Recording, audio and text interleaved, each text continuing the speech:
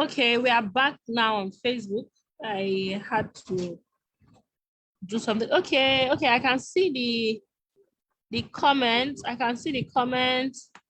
I'm trying to read it.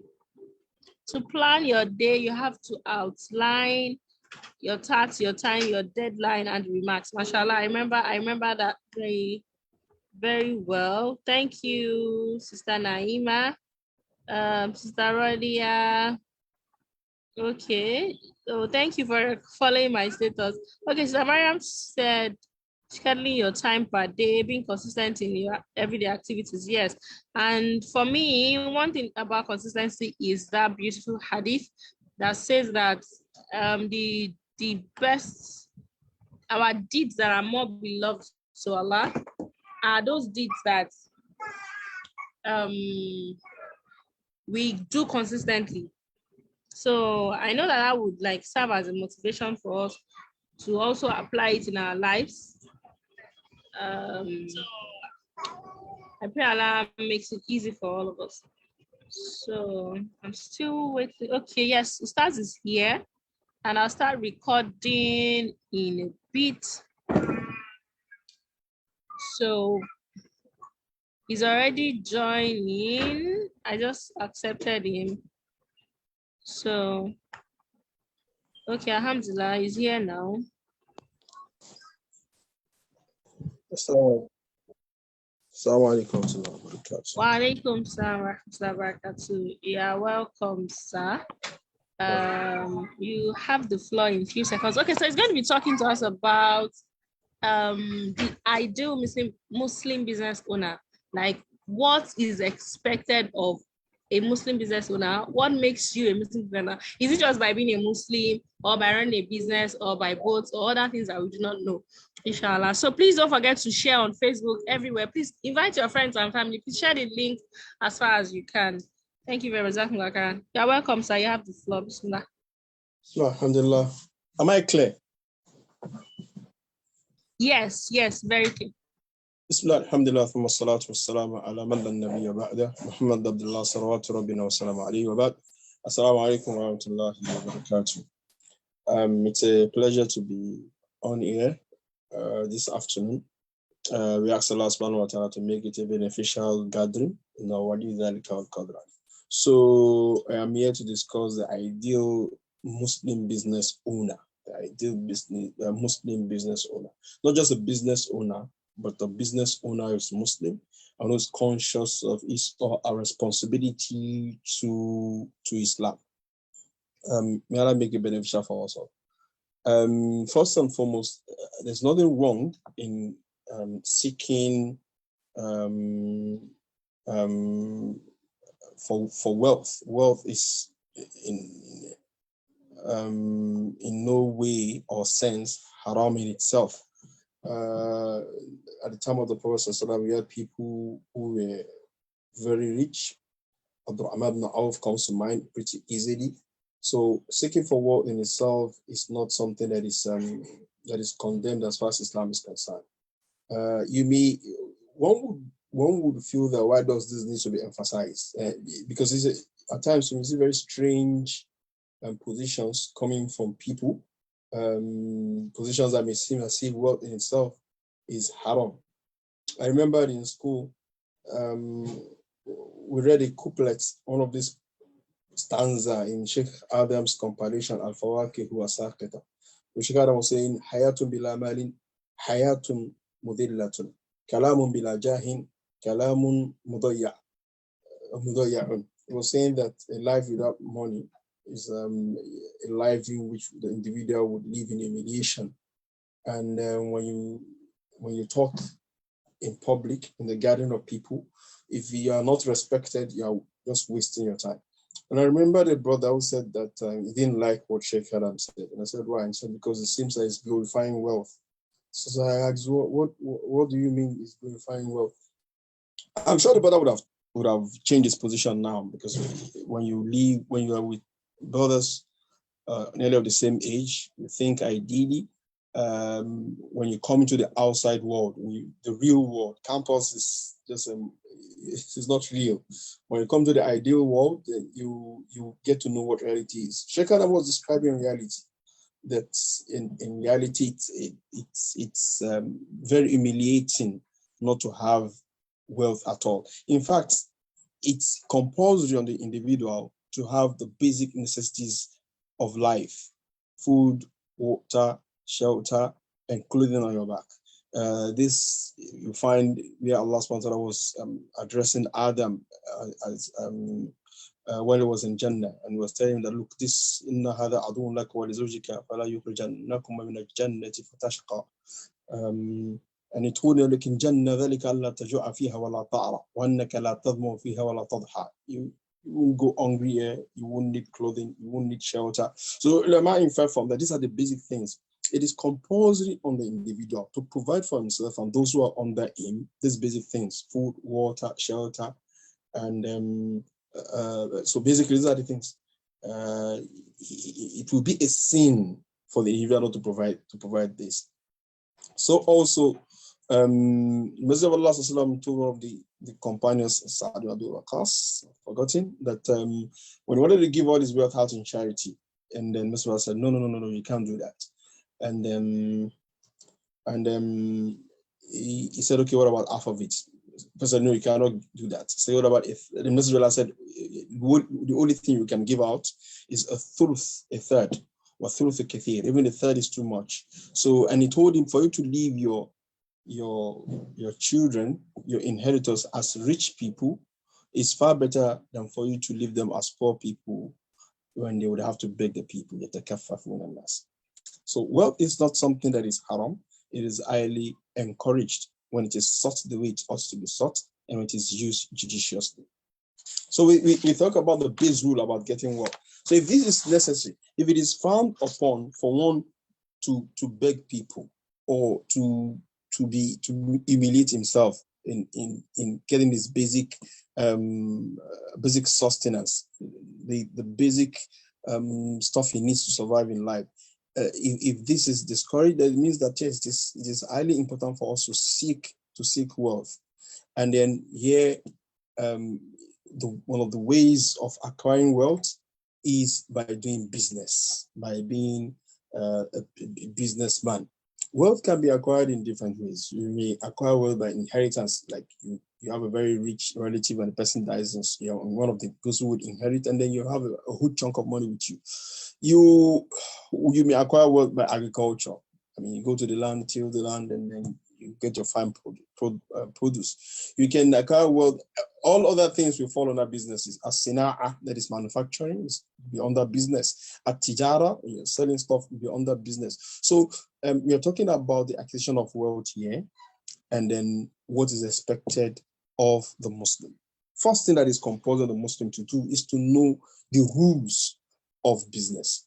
This is, it is not only in business. The entirety of the Muslim spiritual life is predicated on this. You must know what you're doing. The Messenger of Allah said in the hadith that has been authenticated by Al-Albani, which was Din Hassan, seeking for knowledge is compulsory on every Muslim. Yeah. Whenever the Quran and the Sunnah talk about knowledge, it is religious knowledge. So seeking knowledge being compulsory on every Muslim here means that irrespective of whatever you want to do, you must know the rule of Allah subhanahu wa ta'ala about it. One of the basic texts you read as a student of fiqh, particularly Maliki fiqh, is Al-Akhdari. And you find right there in the intro saying that, look, you cannot go ahead and do anything except you have known the rule that Allah subhanahu wa ta'ala has given that particular thing. So when we say people should acquire knowledge about something, it doesn't mean that all of them should become Ibn Taymiyyah, because that will come to mind for some people. I say, okay, it means that all of us should go to madrasa for 10, 15 years, become ulama, mashayikh, which is impossible, really. Right? It's impossible. Knowledge is not easy. Knowledge is not easy. So it's a lot of people, apart from the salam alaikum, they say with tajweed, and their mashallah, they say with tajweed. After that, nothing again. So, but the Sharia is massive. That's not told it's not compulsory on all of us to become ulama. In fact, it would be wrong to project this. It's categorically wrong to say that every Muslim should become a specialist, a scholar. But every Muslim must know the rule of Allah about a particular thing. So how do we go about it? In the new Muslim society, there has to be ta'ifatun alima, alimatun mu'allimatun. There has to be a group of people who would be learners and teachers. This one is incumbent on them to seek for knowledge. Whenever we have a new issue, because compulsory on them to look for the rule of this issue, because people are going to ask them. So we have this tabaqatu alima, the group of people who are going to be knowledgeable about stuff. And you have tabaqatun sa'ila. We have a group of people that are going to be asking these people about stuff. So both of them is compulsory to seek for knowledge. The group that is knowledgeable, that is seeking knowledge, has to acquire the knowledge from the sources. And the group that would ask them questions have to ask the knowledgeable ones. So Allah says, "Fas'alu ahla dhikri in kuntum la ta'lamun." So I want to pray Salah. I have to know how to pray Salah. I want to perform ablution. I have to pray. And then I cannot read Arabic. I cannot read the text. Even if I can read Arabic, I don't know which text to go to. What do? I ask those who are knowledgeable. So I look for somebody in my neighborhood who's knowledgeable. So Ustaadh, Sheikh, Maulana, whatsoever, what's the rule on this? And it tells me it's kada wa kada, it's compulsory. Because if I want to perform ablution, what am I supposed to wash? Do I wash my ankles? Do I wash my if I start ablution from the feet, then proceed to my head, is the ablution valid? And this will respond that no, it is valid, no, it is invalid, and so on and so forth. So the same thing applies when it comes to businesses. We have to seek for knowledge. At that point, I want to enter into that business. It becomes compulsory on us. Aynan, as an individual, it becomes compulsory on us to ask the scholars about that particular thing. If you ask somebody, okay, let's say before that. So if someone wants to get married, he has to go learn about the rules of marriage. It gives us to a child, needs to learn about what is the aqiqah, what is, so, ilmul hal, as Zaruji calls it in his ta'lim al-muta'allim. So what is compulsory on you is ilmul hal. The scholars may look into theoretical issues that have not occurred, things that are very strange that will occur. But for you as an individual, for every Muslim as an individual, it becomes compulsory on you when you want to set out on something, to know the rule of Allah subhanahu wa ta'ala. So we're talking about business here. Ask ourselves, what is the rule on this?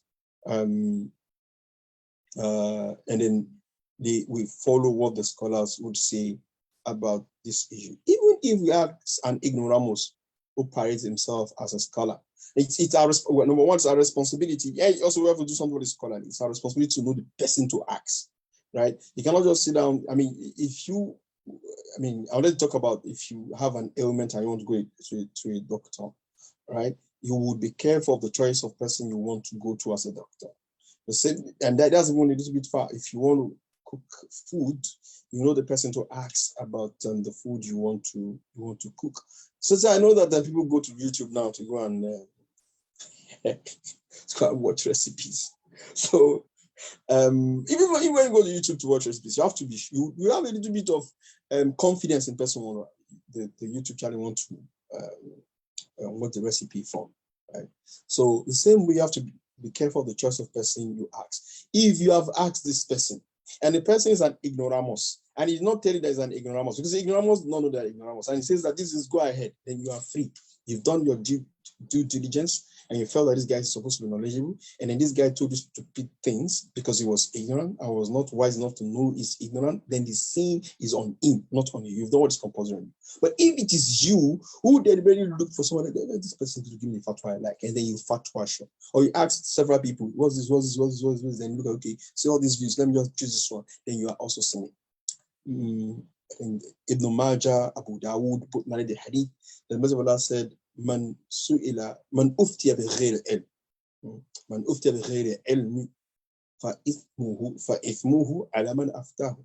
If you give somebody a fatwa that is based on the ignorance, that person will not have the sin. It is the person that gave the fatwa that will do what? That will have that sin. So that's just about seeking. So the very first thing for an ideal person, an ideal Muslim who is doing business, is to ask what is the rule on this. And then to be ready to follow what Allah subhanahu wa ta'ala says or what Prophet says. At times you tell some people that the rule on this thing is haram because our eyes has entered that thing. The person will find difficult to follow until it becomes problematic. Allah subhanahu wa ta'ala does not have children. doesn't have relatives that will lose money when they go into business. Rather, all these rules are for our benefit. A lot of the transactions that people lost a lot of money in, when you look at them critically, you know that these things are haram, have been issue, right? Yeah, haram, have been issue. So this is the very first thing, that the ideal businessman or businesswoman will know the rule of Allah subhanahu wa ta'ala about the business he or she wants to do, right? You just have to know it so that you not fall into haram. So, also the ideal business person would be somebody who understands that, look, irrespective of how lucrative my business is, I must not allow it to affect my hereafter. Allah says, "Rijalun la tulhihim tijaratun wala bay'un an dhikrillah wa iqami salat wa ita'i zakat." Surah Nur 24:30. That's Quran 24:37, if I'm not mistaken.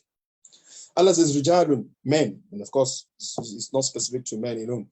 La tulhihim tijaratun. Their transactions, their businesses, their buying and selling, wala bay'un, does not make them forget the remembrance of Allah subhanahu wa ta'ala. Take the remembrance of Allah subhanahu wa ta'ala in its broadest terms.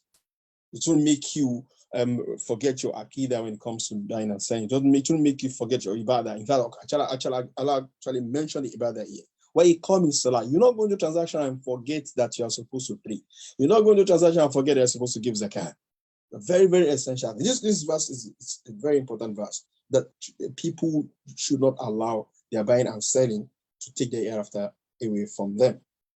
Allah says, "Ya ayyuhalladhina amanu la tulhikum." Here it's a prohibition. La tulhikum, but the la, yani an-nahiya, the law that is prohibiting. La tulhikum amwalukum wala awladukum an dhikrillah. Do not allow your transaction and then your children to make you forget the remembrance of Allah subhanahu wa ta'ala. Allah says, وَمَنْ يَفْعَلْ ذَلِكَ. Whoever does this, فَأُولَٰئِكَ هُمُ الْخَاسِرُونَ. And these are these people who are losers. These are losers in this world and the hereafter. It's not a loser in this Surah Al-Munafiqun. It's not a loser in the I mean, when you use the word loser, it doesn't portray the heaviness of it. Like the Yoruba word, ofu. Yoruba word sort of portrays this calamitous loss that the person would encounter if you allow transactions to take you away from that which is obligatory. Allah says, "Ya ayyuhalladhina amanu idha nudiya lis-salati min yawm al-jum'ati fas'aw ila dhikrillahi wa dharul bay'." On a Friday when the adhan, and that is the second adhan is made, leave your transactions and then go to the masajid. It's also emphasizing the fact that you do not allow, an ideal business person will not allow his or her business to prevent him or her from the instructions and injunctions of Allah subhanahu wa ta'ala. Allah says, "Ya ayyuhalladhina amanu la ta'kulu amwalakum bainakum bil batil." I'll keep this verse behind a bit. So those verses I mentioned, right, they're telling us that when the transactions of this dunya seems to contradict or clash with the transaction of the year after, preference is always given to transaction of the year after. So for men who are in business, the transactions do not allow the year after. The fact that they want to feed their family, the fact that they want to live nice, the fact that they want to settle their bills should not make them go beyond the boundary. So it means that for them, as Muslims, we have to look at the full context of what Allah makes haram and what Allah makes halal. That nothing would make you go to that which is haram unless you are in a case of dire necessity. So also for females also, and it's even more important for females. You do not allow the fact that you feel that, look, I have to make money, I have to, and then you allow this to affect your hereafter. There's nothing wrong in the female making money. There is no text that says a woman should not make. In fact, it's one of those things that Messenger of Allah campaigned against when Islam started. Women were like property in Arabia, right? They were like property. They did not inherit. You inherited them. The property was yours. And then Islam said, no, you can't do this. No, she has the right to inheritance. She has the right to stuff. Khadija and had wealth, right? And then she got somebody to even trade with what they are. It was like an akdu mudarala, whereby she had the wealth. And the Messenger of Allah was trading with the wealth on her behalf before she married him, right? So there's nothing in the text that says a woman cannot make money. What the text says is that a woman should not sacrifice her primary responsibility. in the home because of our business. And that's what I'm saying. Even for men, it's the same thing, right? So this is what we should emphasize. So also about a woman, if a woman stays in the home and does her business, there's not even nothing to discuss ordinarily, in as much as it doesn't prevent her from prayer, doesn't prevent her from a basic responsibility. So there's no evidence that says a woman cannot do this. So, and then in certain circumstances, she's allowed to go out, and this has a lot of conditions and rules attached to it. You don't just say, I want to make money, and then you're out there competing the way, trying to earn the way men earn, jumping from pillar to post, and then the only thing that is right there in our head is how to make money at all costs, forgetting that Al-Asfar feminist has sukun fil buyut. The base rule is that a woman stays indoors and doesn't gallivant up and there and about. She has a place that's ours, and she doesn't feel mixed with men. And this is allowed. I do not know of any scholar who says that this is not permissible. So also, we'll go to the next. So the very first thing that business people, male or female, must know what Allah subhanahu wa ta'ala said about the business they want to do, how they want to do it. So you have to know from the get-go. So this point number one, and under it we have this sub point, which is you have to know what transactions are haram and what transactions are halal. So basically, what makes a transaction haram are, number one, it is haram in itself. So as I want to start selling pork. So no, pork is haram. And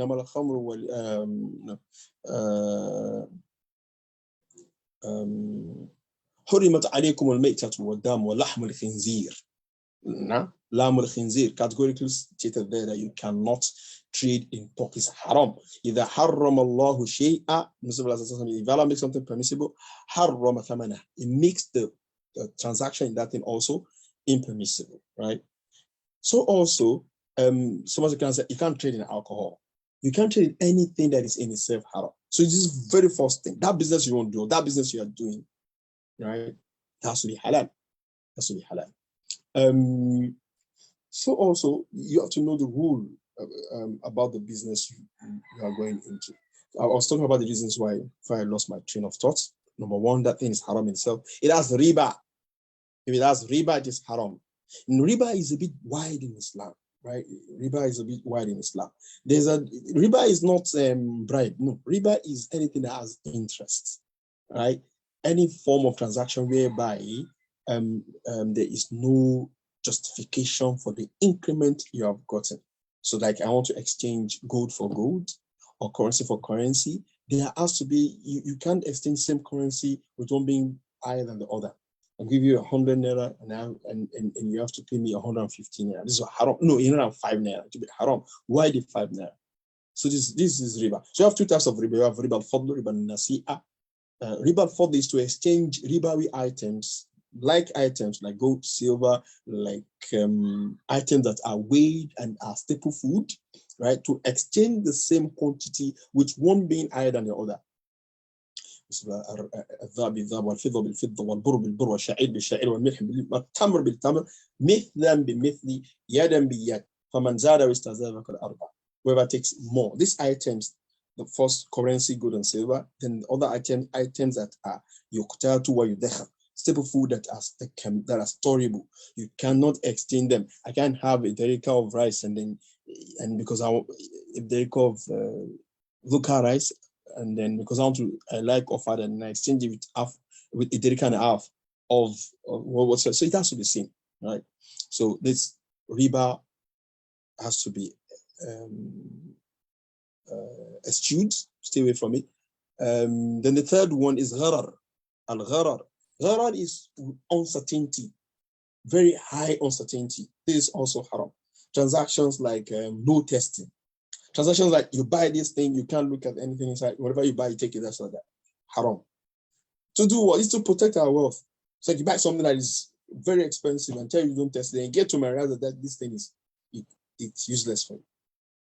So the Sharia takes care of these things, wants to protect our wealth. That is why scholars would say that we have about 5-6 objectives of the Sharia. All of the Sharia, you can break them down into these objectives. And one of these objectives is hifdhul mal, the protection wealth. So the Muslim must know what is haram. All what I mentioned here are haramun ligatihi. In themselves, they are haram. You find them, you run away from them. You won't barakah in your transactions. Then we have on the other side, we have things that are haram, not in themselves, but because of certain other reasons. Some may be haram lizaman or limakan. Lizaman, because of the time. Like when they make the adhan of Jummah, I mean the second adhan, depending on the mosque, now mosque just will make one adhan, right? The first adhan was not there at the time of the Prophet. So when that verse I read in Jum'ah, that when that was being reviewed, it was only one adhan. Now, I hope I'm not too fast. So if I'm too fast, let me know. So where did I stop? So it might be haram because of the. I think you are a bit fast, a bit. Okay, so let me try to slow that a bit. Okay, where did I stop? Okay, yes. The thing may be haram because of the time. And I was making an example of Jum'ah. If the adhan of Jum'ah is made, good. Too fast. So if the adhan of Jum'ah is made, we stop our transactions. Allah says, Ya ayyuhalladhina amanu, idha nudiya lis-salati min yawm al-jum'ati fas'aw ila dhikrillahi wa dharu al-bay'. Drop your transactions and go to the mosque. What is over fast? Okay, so I'll try to scroll down. Okay, so when the adhan of Jummah, this is muharram li ghayrihi. It's haram for other reasons, like the transaction you do after the adhan of Jummah. In fact, as far as Jews are concerned, that transaction is null and void. You must return the object you bought. That transaction is null and void. What is prohibited means the transaction is invalid, right? Or buying and selling in the mosque. The mosque is not bid for this. Messenger of Allah said, if somebody asks about something, he was asking about this item that he lost, or makes a transaction in the mosque, tell him that may he not find that thing that he is looking for. It may Allah not put barakah in his transaction. Why? Because it's a mosque. So even if the transaction is at base halal, but because of the place he was doing it, it becomes haram. So these are muharram li ghayrihi. Another example, somebody comes to me, like I'm a tailor, I sew, like that guy in Abeokuta. I sew clothing, and then I sew female clothing, really. And person comes to me and says that, maybe male. Somebody comes to me and says that this clothing, Ustadh, it's meant for the Ogun celebration we are doing in our hometown in such and such day. He told me categorically, sewing the cloth is what is halal, but it's telling me that this cloth is meant for the celebration of Ogun, becomes haram on me. Al-Aslu al-Jawaz. The base rule is that it's permissible, but but it's clearly apparent to me that it's going to use it for haram. And Allah says, وَلَا تَعَاوَنُوا عَلَى الْإِثْمِ وَالْعُدْوَانِ. Do not support one another. Do not assist one another when it comes to sins and transgressions. So somebody comes to me, a woman who is a tailor, and says that, okay, I want you to sew this skirt that's going to be mini skirt or bomb short or what's all these things. And then I know this individual as somebody who doesn't observe the hijab. So this skimpy wear, I know that this person is going to use it, going to wear it outside, right? I would not sew for that person. What I know is haram. What I know that this person is going to use for haram, I will not sew for that person. It doesn't mean that you have to ask if the person does not state his intention and it doesn't occur to you that, this guy is going to, or you don't know the person, just says, I want to buy this, you buy chicken, and the person goes away. But if you come to know If you have close to 60% certainty that, look, this guy is going to do this with this, then it becomes haram for you to sell. That is the thing itself haram. It is not haram in itself, but because of what it's going to be used for secondary reason, it becomes what? Haram. This is haram, the ghayrihi. So there are examples of how the Sharia makes things. This is one of the things that people should learn. And the thing is this. The thing is, in our own days, we are having a lot of, people would ask me questions and I say, look, you have to hang on. Let me take my time and read up on this. There are so many transactions, particularly online. There is this cashback stuff that people have been asking me. And it took me a while to actually wrap my head around what was going on. So maybe when questions come, I'll talk about that. Let me digress. So let's get this done over with. So you want us to be careful. If and at times people will come and say, well, please, what's the rule on this? It's not an easy thing for when someone says this thing is halal, this thing is haram. It's a very serious thing. I think that's why what some people do not understand. Some would ask you questions, they assume that it's like you have all this fatwa in your head. No, it's not like that. So I tell you, look, hang on. Number one, explain this thing to me. Number two, wait for me to read up on it and give you a position. And some people that, okay, that affects people also feel that, no, your position is not the more correct. Yes, even if it's not the more correct, this is what I am convinced with now. I cannot face Allah in Qiyamah and tell Allah subhanahu wa ta'ala that, oh, I'm going to adopt Abu Amina in any position. No, I won't. What convinces me is what I have to present to Allah subhanahu wa ta'ala. Right? So people get a lot of transactions out there now. Pyramid, what's called network marketing, online forex, all these things that people will bring up. Some of them are scams. We have the ones that are real. Like I was speaking to one of my close brothers, and he told me that, look, he said, as far as my mom is concerned, okay, he says, as far as my dad is concerned, I am jobless. Like it does freelancing. So he says for his mom will say that, well, I know you cannot do anything criminal because you don't understand it. So you have a lot of businesses like this online. People need to ask before they jump into it. Right? So the very first thing for somebody who is business minded is ask first, what has Allah said about this thing? Apart from the spiritual benefit, it protects our wealth. If people ask about MMM, before MMM, I don't know if some of us are aware, there was what we call Wonder Bank, where they tell you small scale Wonder Bank, drop 40K, and they be giving you this amount. Some people, you tell them it's around, they go behind your back. You will not hear anything. They've been collecting the kickback until the thing collapses. Ustadh, nothing you said. Yes, apart from protecting us spiritually, also it is meant to protect our wealth. Wallahi. Sharia is not here to make life difficult for people. It's also to protect our wealth. So the very first thing, I don't want to, I've judged so much on this. Number two, the ideal Muslim businessman or woman must be sadiq amin. He must be truthful and be trustworthy. This is a problem in our business. It is a problem. It is something that we should be addressing. I was told by a brother who said that, he said, look, it is not financing people that is a problem. The problem is trustworthiness. People who have sunk millions into people's business and then they run away with it. And I know about millions. So I tell brothers that, look, if somebody comes to you, don't look at the length of the beard or the shortness of the trousers or the length of the jilbab. Right? But it's a business, and then you make sure that you follow the rules. I cannot count the number of scams I've heard from brothers that I know. Some of them are so shameful. I cannot even mention some of them. There was a brother that I just felt that, what is wrong with you? He had a good employment, and then he started taking people's money.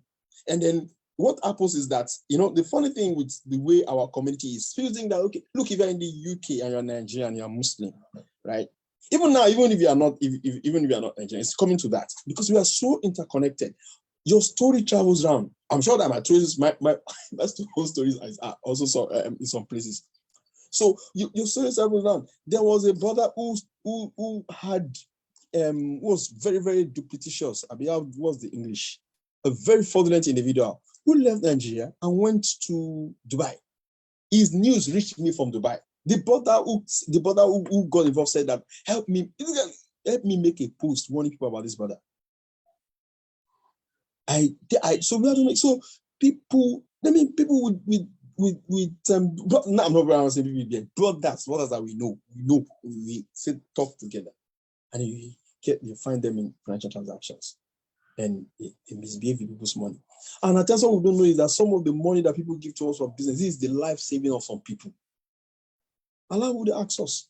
So an ideal business person must be truthful and have amana. Allah said, La imana, liman la amana. It's as serious as that. There is no iman for the one who does not have amana. The one who does not have amana does not have iman. If you are put in a position of trust, fulfill the trust. وَالَّذِينَ هُمْ this verse in Surah وَالَّذِينَ هُمْ لِأَمَانَاتِهِمْ وَعَهْدِهِمْ رَاعُونَ. These are the characteristics of the believers. Their amana, they take care of it. So the Muslim business person must be truthful and trustworthy. Now, see, the same thing I said, this will not only protect us spiritually, because in Qiyamah, if you stole a penny of a person, you will account for it.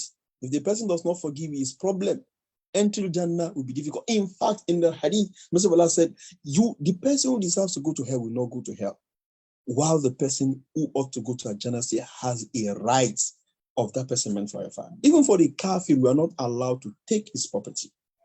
And that's what Allah says. And that's why I said, let me leave this verse.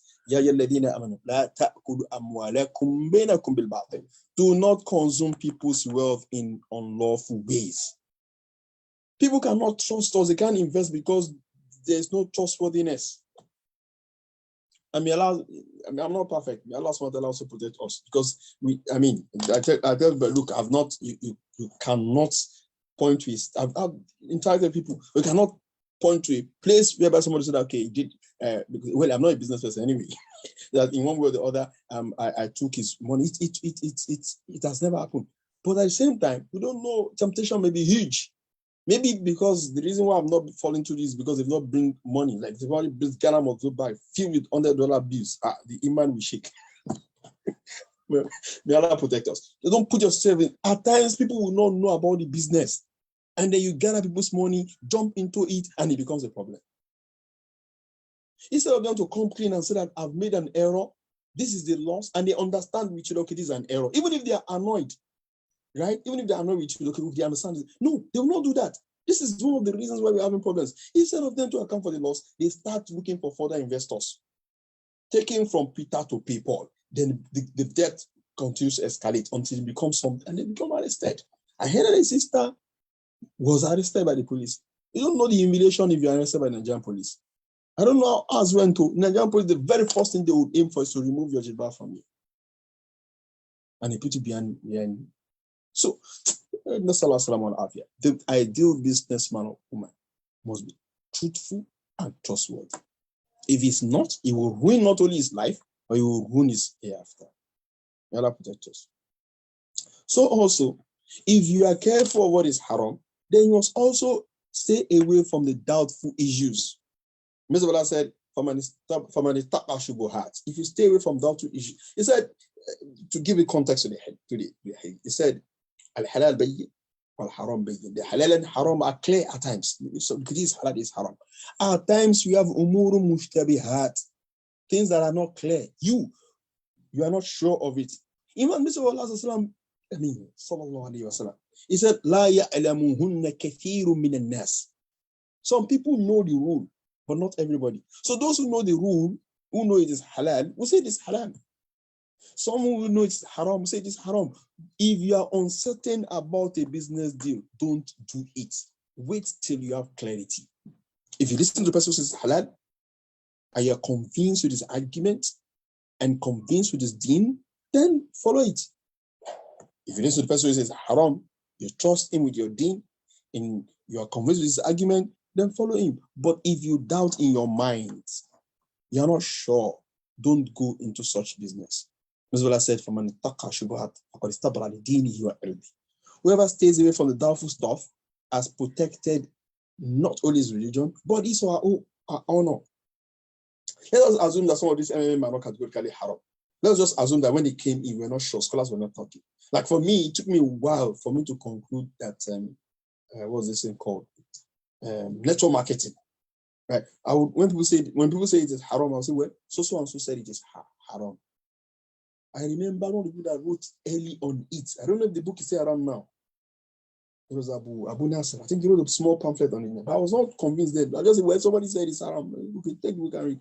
So until I read clearly, and this is the reason why this thing is haram. And I will say, but let's just say that there was nobody talking about it. Then you hang on a bit and wait till there's a conclusion. This will protect you spiritually and protect your honor. So one must stay away from the shubuhat. So also in transaction, the Messenger of Allah said, Rahimallahu rajulan, samhan idha ba'a, samhan idha ishtara. We should not be so profit-oriented that we will not show mercy.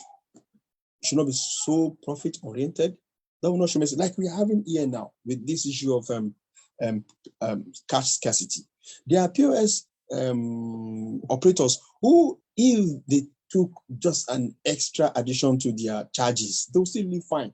But they look at the circumstances that people are in, and then they capitalize on this, and then they shoot it up.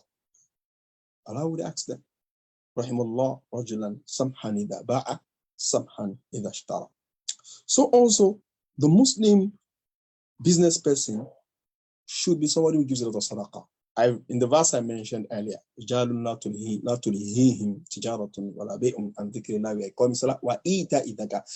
zakah is a giving. You don't negotiate that. To give zakah is a giving. So, but even apart from this, you give a lot of sadaqah, right?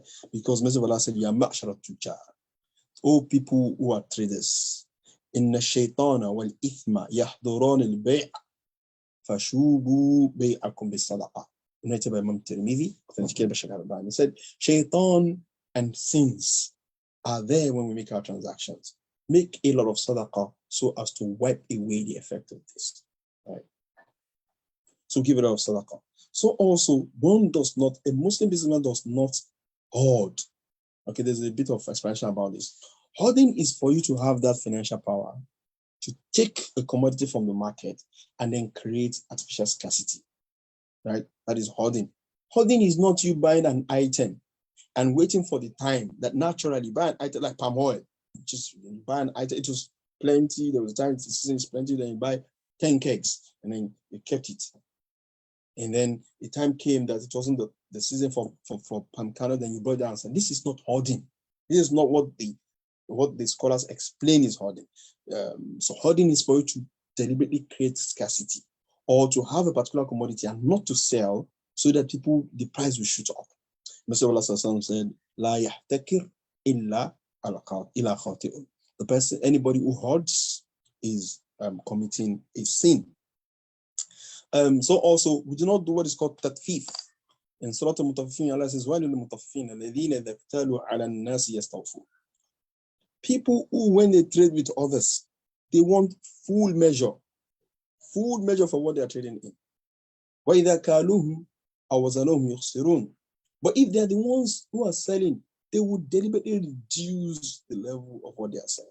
Unfortunately, Muslims fall into this, whereby you don't give full measure of what the person is requiring, is buying from you. أَلَا يَظُنُّ أُولَٰئِكَ أَنَّهُمْ مَبْعُوثُونَ. Do these people think that Allah subhanahu wa ta'ala will not raise them up? It's a very serious thing. But for you to, if you're buying, you want full measure. If you're selling, you deprive the people their full measure. May Allah assist us. Al-Ghish, the Muslim business person, stays away from Ghish. How do I translate Ghish? My English is failing me. from deceptive trading. That is the word I can think of now. So I give you an example. Messenger of Allah was walking in the street of Medina, and there was a man who had an item on, and the Messenger of Allah went to his item and put his hand inside it. And so that what the man did was that the good item, he kept it on the surface. And then the bad ones, he kept it inside. So people will not see. So people think that it's good. So when he did his hand inside it, what is this? And he said, Asobat Usama. Said, rain fell on it. He said, then why didn't you put it out? Let people know what they are selling. Messenger said, whoever does rich to us, right? Whosoever tricks us, is deceptive about his transaction, he is not of us. This is the context of this very popular hadith, that in transactions you have to be truthful. Let people know. You don't hide defects. In fact, when we look at the fiqh of transaction, they will say we have what is called khiyarul ayb. When I buy something from you and I discover that this thing has a fault, I have every right to return that thing back to you. And you must collect. That's in the Sharia. Right? In the place where the Sharia is being used, something has a defect, then it was eating, and I realized that no, they have every choice, every right to return that thing back to you. Unless I'm pleased and feel okay, I can overlook it. So you don't hide the defects of things. People want to sell cars, then they will paint it. Or there's something I think it's the mileage or something, they would tamper with the source to give. All these are haram, qat'an. So also, Islam does not allow us to swear because we want to make sales. Allah says, today, there's always swearing. In a hadith, it came very strict. Allah said, three kinds of people, لا يكلمهم الله. Allah will not speak to them. ولا يزكيهم ولا ينظر إليهم ولا يزكيهم ولا عذاب عليم. ثلاثة لا يكلمهم الله ولا يزكيهم. Three categories of people, Allah will not look at them, He will not speak to them. They have terrible punishment. Amongst them, al-munfiqu sil'atahu bihalfi kadhib. The one who sells his goods by false swearing. Look, this thing, I bought it for 1 million. I said, I bought it for 300,000. Or this particular thing, if you any false presentation of, I talked about lying and being truthful the other time. So any false presentation of the material you are selling is deemed to be haram categorically. If we can take care of all this stuff, right? If we are truthful, if you know the rules about our buying and selling, if we are careful about our being truthful and being trustworthy, if we look at all these, then Islam has not said that we cannot get our profits anyhow we please. Urwa al-Bakiri. Okay, so sorry, before Urwa al-Bakiri, there was something I didn't note it down, so it skipped my mind. A Muslim businessman, and I think this is a perfect time to say, a Muslim businessman or woman should know what he or she is doing very well. Messenger of Allah said, as I think Kibash Al-Albani in his Sahihah, Inna Allah yuhibbu idha amila rajulun amalan an yutkina. I've forgotten how the hadith came. The Messenger of Allah said that Allah loves that when a Muslim does something, or a woman, she perfects it. Atqanahu. And of course, the popular hadith, Inna Allah kataba al-ihsan ala kulli shay. Allah said that whatever you are doing, you know how to do it well. Some people are emergency businessmen. This is what leads some people to debt also. Business is all, some are talented, like the story of what I want to bring later. But some of these things, you have to learn them. Abdurrahman ibn Auf this is a perfect businessman. When people say, okay, let's give you this, let's give that. No. Dullani ala suq. Where is the market? These are the real businessmen. Not the one that has to combine haram with halal and do nonsense to get profit. If you're a good businessman, you know how to transact, you know how to haggle, you know how to make your sales. Then naturally. But for a lot of people, you have to learn. Sit down and learn this thing. Don't be mediocre. Islam does not support mediocrity. If you know you don't know it, stay away from it. If you know you don't know that thing, that particular trade, straight, because ultimately you go out of it with debt. So you go learn about that thing and you attain near perfection with it, right? So in Allah,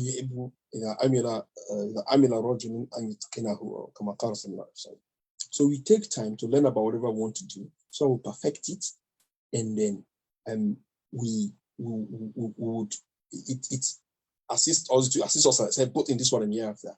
If you are good with something, people will come to you.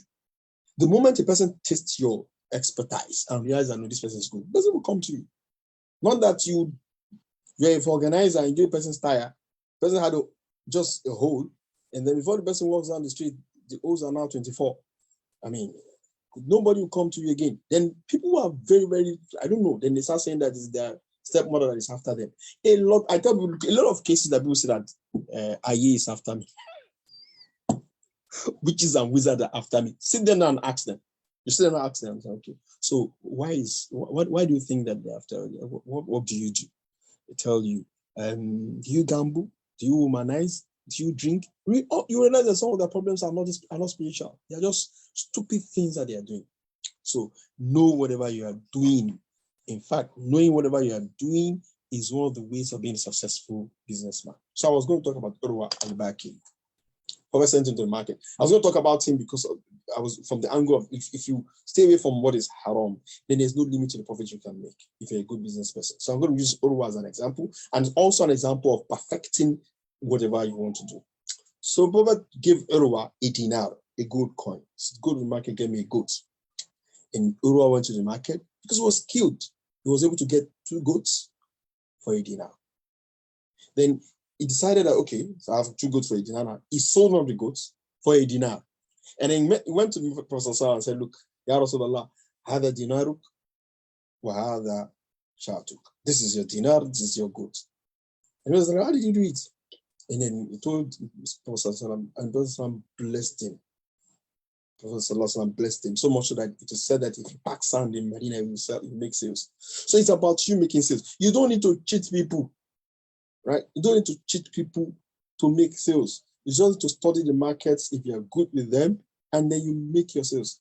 I mean, I tell someone asking that what business. I'm not a businessman. I only look at what you ask me of business, and then I would explain. A point I need to stress also, that probably I don't know if it skipped my mind or just I should have inserted in one of the discussions there. If you are going into any partnership with people, please let it be documented. Allah says, Ya ayyuhalladhina amanu idha tadayatum bid-dayn ila ajalin musamma faktubuhu. Let us write down our contracts. Right? At times, this probably should have gone on at the first point I mentioned about knowing about your business. At times, you are not liable, you are not supposed to be indemnified. You don't owe anybody anything. Take, for instance, you told me, I'm doing business, I'm selling books, for instance. And I said, okay, please invest in my business. So give me this social amount of money. I have the expertise. I'll produce the book. I'll sell them. And then we share the profit 70-30. Some of us don't even talk about sharing formula. Wallahi, I've seen brothers ask me that we did a business. I dropped 1 million. Should we share the capital with the profit? How will you share capital? The owner of the capital is the owner of the capital. It is the profit you share. So the example I'm giving, now this person who produces a particular book, went to the market, bought the books, produced the books. He was not careless. He followed the terms of agreement, but something happened. In the market, maybe another book came in, and he could not make the sales the way it ought to. He ought to have made the book to make the sales, and there was a loss. And then the owner of the capital said, "Okay, you have to produce my capital. Produce what?" That's what the share says. That's a Mudoraba agreement. Somebody's putting down money, somebody's putting down expertise. In a Mudoraba agreement, when the business is done and there's no carelessness from the person, the entrepreneur who has the expertise, he was not careless. He did not violate the terms of our agreement. He's not liable to 1 kobo. He has lost his efforts. You will lose the money. That is why also you cannot say that my capital must be we share capital. Why share capital? It's the same way. You put in your expertise. It is the profit we share. The owner of the capital has what? It's full capital. The share is balanced. I give you another example. A lot of us also use delivery men. So you bought something, I gave it to the delivery man. Please, take this thing to so and so place. And the delivery man, he was not careless. Something happened, you can't knock them off, and then the thing broke and say, yeah, he has to pay for it. Why should he pay? I mean, he was not careless. It was something that happened when I was beyond his ability. So these are the things that we have to learn and understand with our businesses. May Allah bless our businesses, and we need money in the Muslim community. We need money for zakah. We need money for charity. We need for sadaqah. The zakah, sadaqah goes a long way to solve the problems of Muslim community. Some of us who are in the business of preaching to people, whether they are imams, whether they are du'at, whether they are social media personalities, you understand that we have a problem of, just do a fundraising on Facebook. Just do 100,000 fundraising and post that you have been successful. Then you see how your DM or your inbox will be filled with requests. Not all of them are fake. Some of them are very genuine. That is not even, apart from what we find on the outside. When someone walks up to you, I need 2,000, I need 1,000. Some of them are very genuine cases.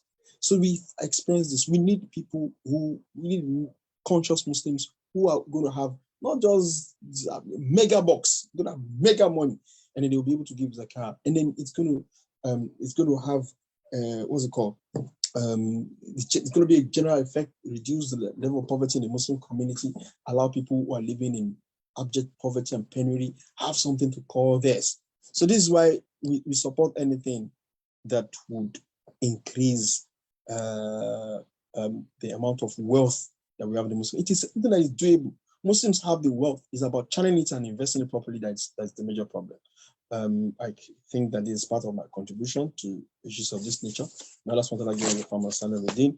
I'll pause and take questions if there are any. If there are none, I would want to take my list. Assalamu alaikum wa rahmatullahi wa barakatuh. Wa alaikum salam wa rahmatullahi wa barakatuh. Jazakumullah khairan. Thank you very much. Okay, there is something here. Someone said, I'm trying to scroll up. Okay, she was saying that people who are truthful about their businesses don't sell. Like if she says, for example, okay, she sells jewelry, and if anyone says, oh, I want something that will not fade, and she says, I'm not sure, the manufacturer said it won't fade, and they decide not to buy. So like, how should she handle this? So please drop your questions, inshallah. So after answering this, it would answer the rest. After Asri. No, I said after answering. Okay. Oh no. So so to respond to that, it's a false impression. It's a false impression. You see, when you first start, that's where it's going to be. When you first start telling people that this is the truth. I know of a brother, of organizer, he will tell people that, look, this is how these people make money. But me, this is what I'm going to do for you. At first, Nigerians, they first say that, okay, it's the same thing you are doing. Over time, you see that person that came and told the truth is going to be a customer ultimately, and is going to bring others. So I give an example. There's a brother we use that supplies car parts. His name is Abu Amina. So somebody linked me with him. From me, I've linked him to 1, 2, 3, or 4 other. In fact, a person bought a complete engine because Abu Amina is trustworthy. I will just call him Abu Amina. So irrespective of where the person is, and he sends the part there. So at inception, people have very funny character. Tell them the truth, they'll say so and so. Over time, he will come to have trust in you. And believe me, trust is business. Goodwill of people. In fact, I was trying to read up on accounting once, but I did not finish the book anyway. And then they had a value for goodwill. So because your goodwill also is part and parcel of your that would affect the positivity of your sales, right? So, right, yes, let people see what they want to say. You just continue being blunt with them that no, this will fade in 2 years. This one will fade in 1 year. But this one will not fade. This is the price of this. Over time, you will realize that you're going to make more sales and more permanent sales, really, when you are truthful with your business. Allah. Okay. It's like asking, what is the ruling on pricing of goods? Like, how much can we put on our product? Is there a specific way to price goods in the Sharia? Good. Yes. I'm going to explain 2 ways. First way is this, and I think ultimately the two will coalesce. Some said, I think this is a majority, they said that there is no limit to the price you can give a commodity, in as much as you have not cheated that individual, right? They said that, like, if somebody comes to buy a pencil, I say, okay, this pencil, I'm selling it for 15 naira, and then maybe someone elsewhere sells it at 2 naira, and I'm selling at 15 naira, and this person is aware. I'm not cheating. I'm saying, for me, you may go. This is the amount I'm saying, and he buys. So there's no limit to it. In as much I'm not preying on his ignorance, and I'm not being deceitful, right? Now, and this is the Maliki school of thought. They said, yes, there's no limit to your profit unless it is a closed market. What do they mean by closed market? You are the only person selling that thing, right? You are the only person selling that thing. They said, in a situation whereby it's a closed market, that you're the only person selling that thing, then you cannot have beyond a third of the profit. How do I put it? Anything above 1/3 of the actual value of that thing, you cannot have beyond it, because it will be deemed to be too much. Anything beyond 1/3 of the value of that thing will be deemed to be too much. So it goes back to the same thing. They are saying a closed market. This one saying that absolutely that basically is, in as much as you're not cheating the person and you're not preying on the person's ignorance, and it's an open market, everybody knows the price, then you are free to price, to give whatever price you like to your customers. And also, when the question came in as pricing, the person you are selling to also would argue with you. They'll say, no, I'm not paying this, I'm paying this amount. And because it's also market wise. So that is why there's no limit to the profit you can make. It depends on your bargaining skills. Wallahu alam.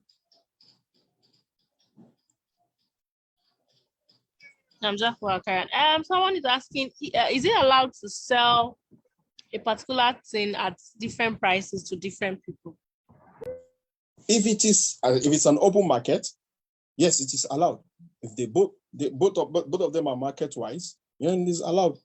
So there's no problem with it. We are not cheating the individual. Okay, this is the amount I'm selling, and then because we feel that, okay, this person can afford this particular thing, and so, okay, this is the amount I'm selling, and he can argue also, right? So there's no problem as much as an open market, and we're not deliberately cheating him. Allah. Another question says, is it allowed to do foreign exchange, like dollar naira exchange business? Yeah, it is allowed with the condition that it must be on the spot. So, because we have rules governing currency exchange, it's called SOF. If it's naira to naira, it must be equal and on the spot, right? If it is dollar to naira, then it can be unequal because there are two different currencies, but it must be on the spot, right? This is my dollars, this is my naira, and then we made the transaction. So this is allowed. So in this type of transaction, whereby we are exchanged, and what also may stand in that type of transaction, right? Like now, I remember I made a transaction some days ago, whereby somebody sent money for a particular thing. So the person who was going to buy was not physically present. He sent his agent, and we sat in the car together. So I made the transfer, they confirmed it, they also made their own transfer. And so this also, in as much as this is the spot transaction is there, either physically or constructively, then it is valid. So that is that about that. I'm talking about carrot. Someone once told me buying unripe products, food crops like banana, is impermissible. Is this correct? MashaAllah, I like this question. No, it is not totally correct, right? There is a hadith of Prophet that says that you do not sell crops. Don't sell crops, agricultural items, until it is clear that this thing is consumable, right? So unripe banana can be bought because it's already there. It's already solid. So what the person misunderstood is to assume that it has to be ripe before you buy it. No. What will be wrong is that when the banana was, when banana grows, when it was still very, very tiny and that's not fully matured, it will be wrong to sell at that time because it's something may happen and then you lose your money. So, but if the banana is already developed, then you can buy. There's nothing wrong with that. No, I'm talking about that. For a business owner that deals with baked goods, what is the ruling on baking treats for occasions such as Mother's Day, bridal showers, International Women's Day, etc.? Bridal showers are some of those Gen Z things. So bridal showers, I think my understanding of bridal showers, the friends of the wife come around and they party amongst themselves. There's nothing wrong with this.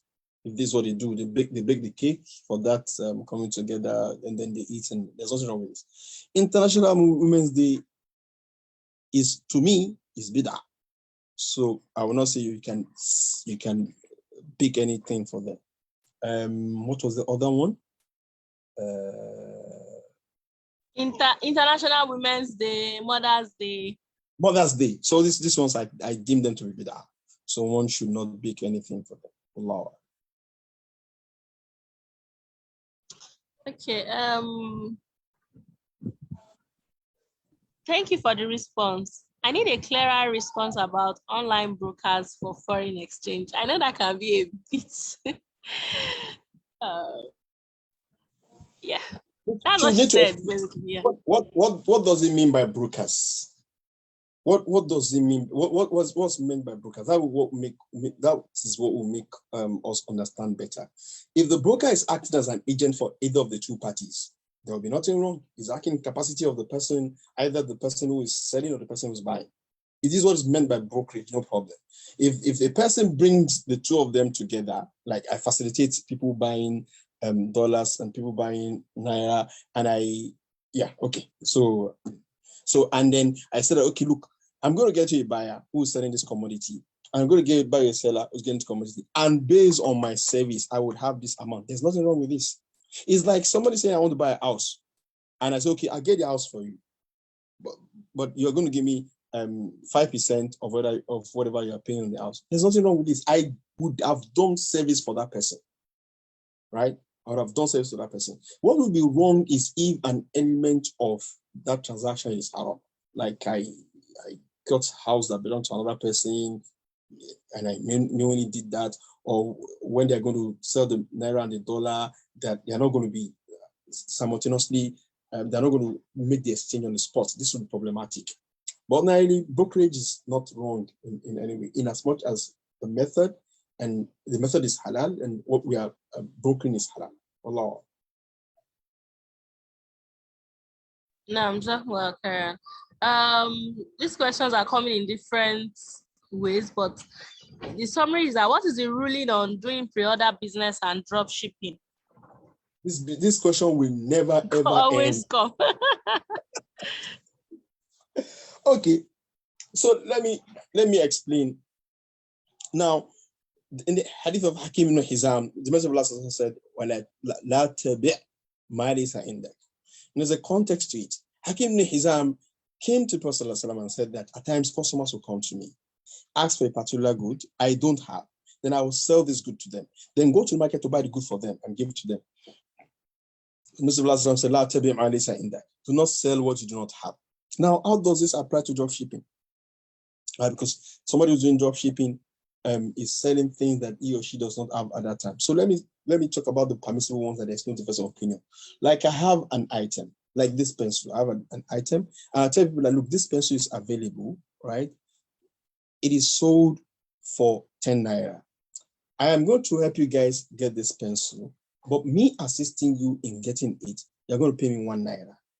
There's nothing wrong with this. No scholar has a problem with this, as far as I know. As far as I know, because I'm acting as an agent for them to procure that particular thing. And in this particular whatsoever, if something happens to the pencil, I'm not responsible because I'm only assisting them. If it's not my fault, I wasn't careless or I didn't violate the terms of agreement. I'm only acting as an agent to help them procure that item.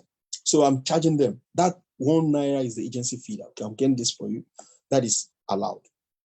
Now, it's also allowed for me to negotiate with the seller of the pencil that, look, this pencil, I will be helping you to market it. On each sale, I will get 1 naira, right? On each sale, I'll get 1 naira. This is also allowed. I've negotiated with the owner. It keeps, even if the stock is not with me, I go market and say, buy this pencil, buy this pencil. Then if somebody's making a sale, I'll say, okay, you, the producer of the pencil, send me a dozen, and out of this dozen, so this also allowed. Now, where an issue is that, look, I'm selling this, let's say the pencil, and I take a picture of the pencil and say, okay, I would get this pencil with this description for you, right? This way, there's a bit of difference of opinion. So this pencil, it's an HB pencil, it is this length. I describe this thing for the individual. Then the person pays on the spot, pays me the money. How much is the pencil? 10 naira, and sent me the 10 naira. This also is allowed, right? This also is allowed. Now, that person has to pay immediately, and then I've sold that thing. I must produce the pencil. I cannot go and say that, the price of the pencil has increased, no longer 10 naira. No. I have already sold that thing. Now, how is this different from what Hakim Hizam was doing? Scholars said that in the case of the pencil, I sold the description. I did not sell the actual product. So if I'm selling the description of something, it's like you go to somebody and say, I want to make a chair. I say it must be a 3-seater. The thing is not there, right? You describe the thing, then you pay the person produces it. So this is allowed.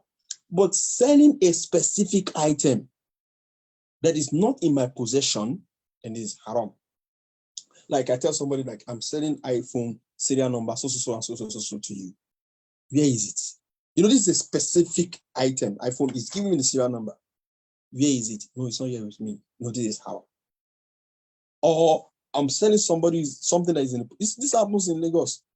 Whereby you do a building, they'll write not for sale. They've sold it. They would sell stuff that is not theirs to people. So this is the type that is the hadith of Hakim ibn Hizam applies to. So هذا والله أعلم. Then somebody.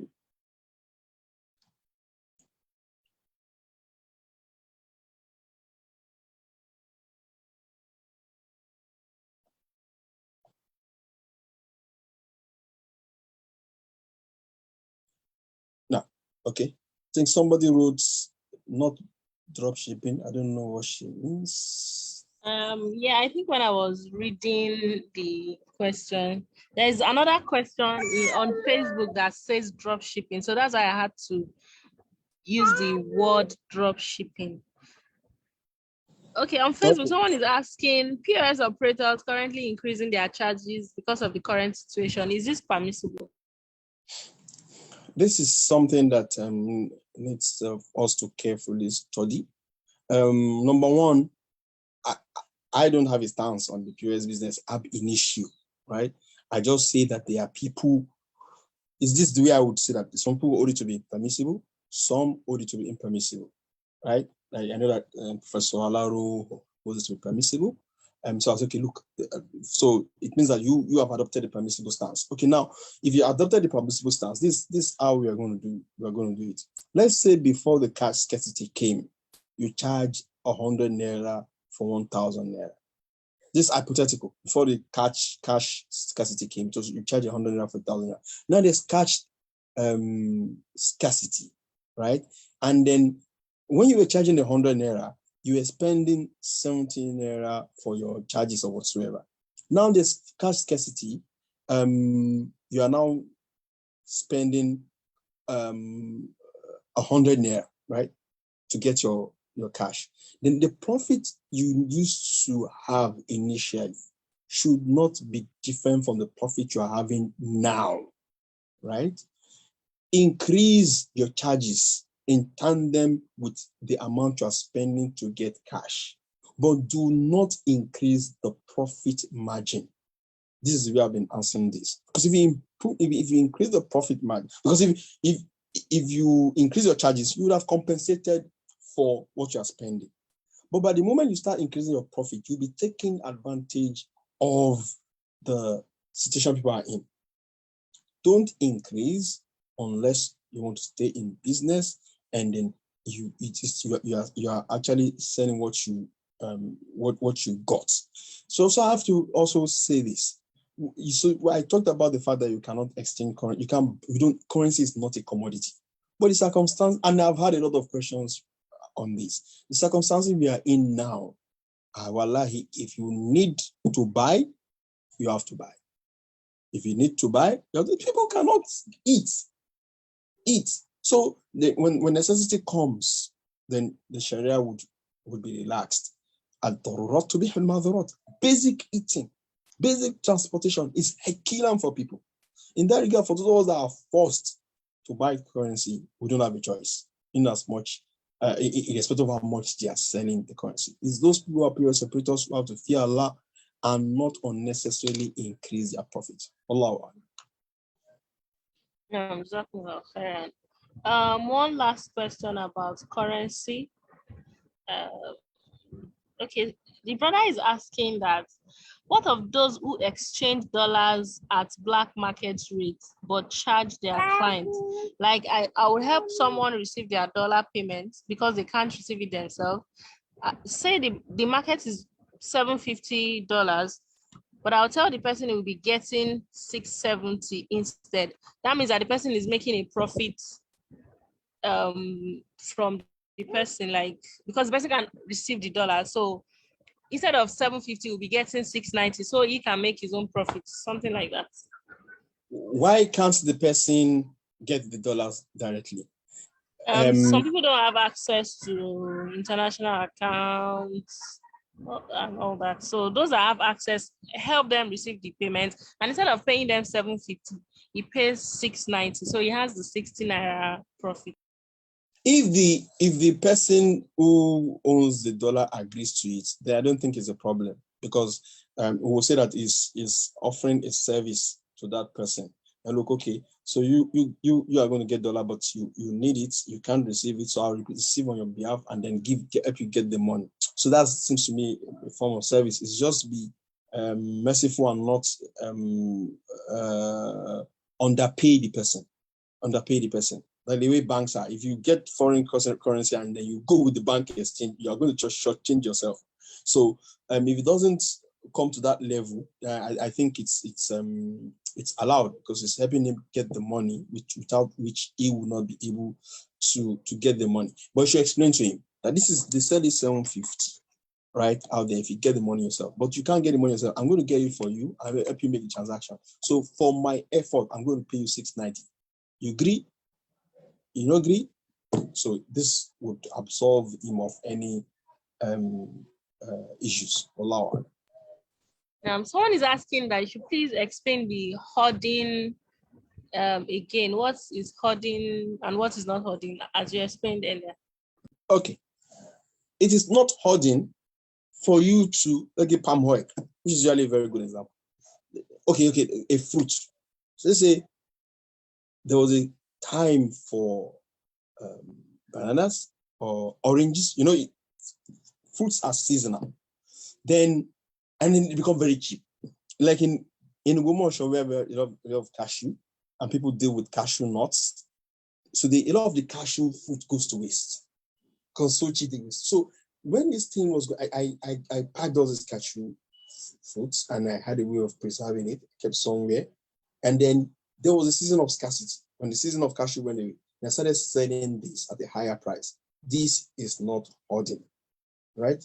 So if you read the explanation of the scholars on the hadith of hoarding, where the Messenger of Allah said the person who hoards is a sinner, you get this example, you get this explanation. So they said that if you buy at the time of plenty and you kept it, what you bought, and then when there was a time that it was no longer available, you bought yours out, this is not hoarding. The hoarding that is condemned is for you to create artificial scarcity. Like you are so rich, like Dangote, for instance, you bought all the rice in the pots when rice was going on, and then you refused to sell, so that the price will shoot up. Or you had access to a particular commodity and refused to sell to people so that they pay a higher price. This is the hoarding that is condemned. I hope it's clear. Allah. No, I'm talking about that. I think we'll take maybe 2 more questions. Okay. Now that the old note is not a legal tender, is it permissible to trade on it, like buying and selling the old 500 and 1,000 naira notes? I don't really understand. It's still legal tender. I mean, we can't say it is not legal tender. The worst we can say is that there's confusion at the levels of government, because Supreme Court is saying that it is legal tender.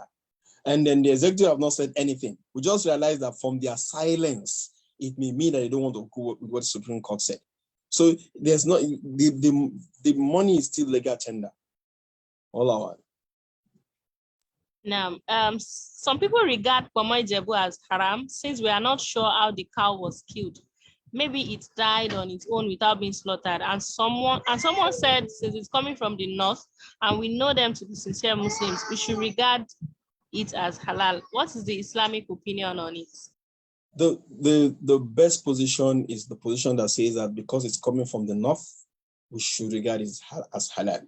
Like, sorry, if you have slaughtered animals come from Saudi Arabia, you don't ask that, is it halal? No, it's just it's some Muslims.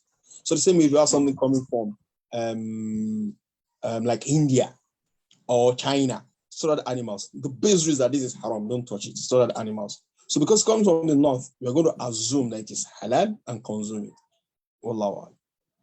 Now, the final question, inshallah. So it's actually my own question. If something happens, like two people into a transaction and maybe there was no agreement, like a written agreement as prescribed, and because of it, maybe good or bad happens, or bad, basically, how is the best way to like approach the situation when the transaction is actually money based, like it's like an investment thing? There was an agreement, but it was not written. It's as good as there was no agreement. So there is a situation on ground now. There's a problem with the funds. How is it, like, what is the best approach to such situation? So number one, as Muslims, even if our agreement is not written down, it is binding. If our agreement is not written down, it's binding. The writing down and signing is just formality, especially when it comes to legal issues, right? But a verbal agreement is binding on the two of us. In as much as no. That's why if we have it written down, no party can deny it. You can say no, it's written down. So, but if the both parties said, yeah, we had this verbal agreement, yes, it's binding on them. It's the agreement that would apply.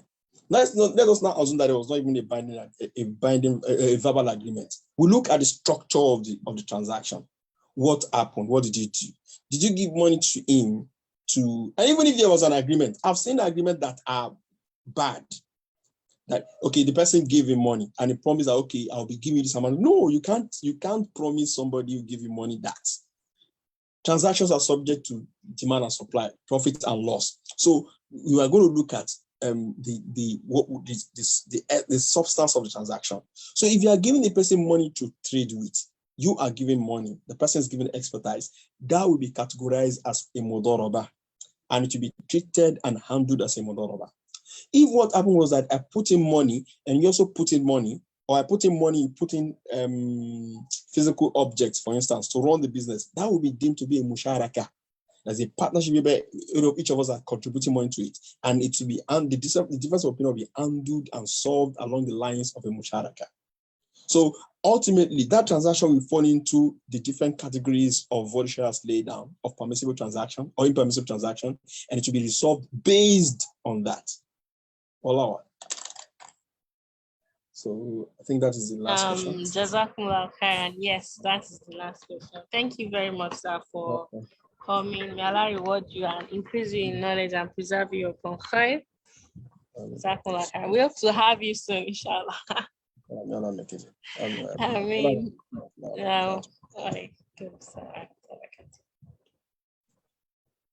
oh, thank you, everyone. Jazakumullah khairan. Thank you for making it to this time. I appreciate everyone, and I pray that Allah puts barakah in all our dealings, and may Allah grant us halal wealth.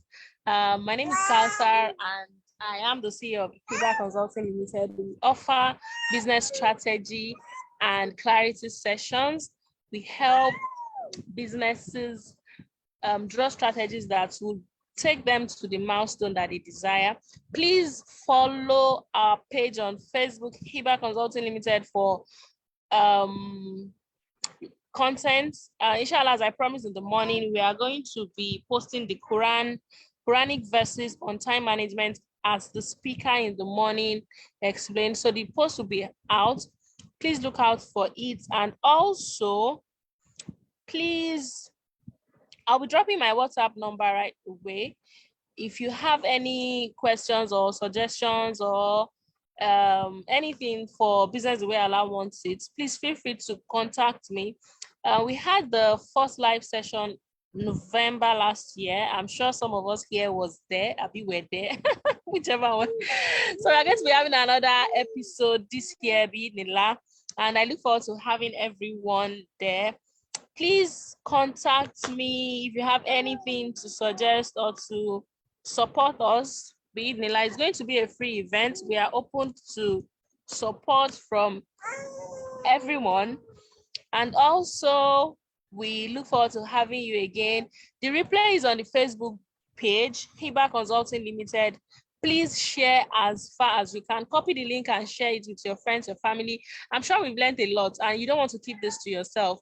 Like I said, we offer business consultation, and we also offer real estate consultation services. So what we do basically is we help you buy your dream property, lands, houses that are strictly halal, free from omonile wahala and every other thing. So please contact us if you need any of this. I'm sure you need it. Don't hesitate to just contact us. Thank you so much for coming. Jazakumullah khairan. May Allah bless you all. May Allah increase your wealth. May Allah increase you in goodness, and may we all be fortunate on Yawm al-Hisab. Jazakumullah khairan once again. Subhanakallahumma bihamdika ashhadu an la ilaha illa anta astaghfiruka wa atubu ilayk. Assalamu alaikum wa rahmatullahi wa barakatuh.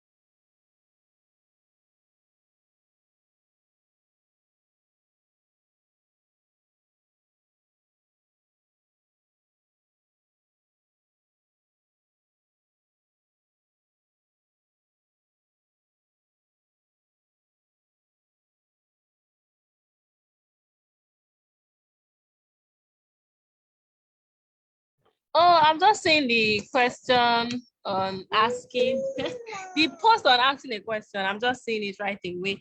Okay. I think we would have to keep it. A lot of people have left.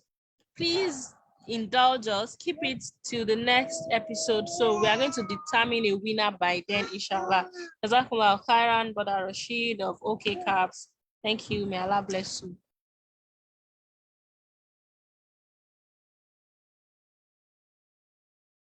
Assalamu alaikum wa rahmatullahi wa barakatuh.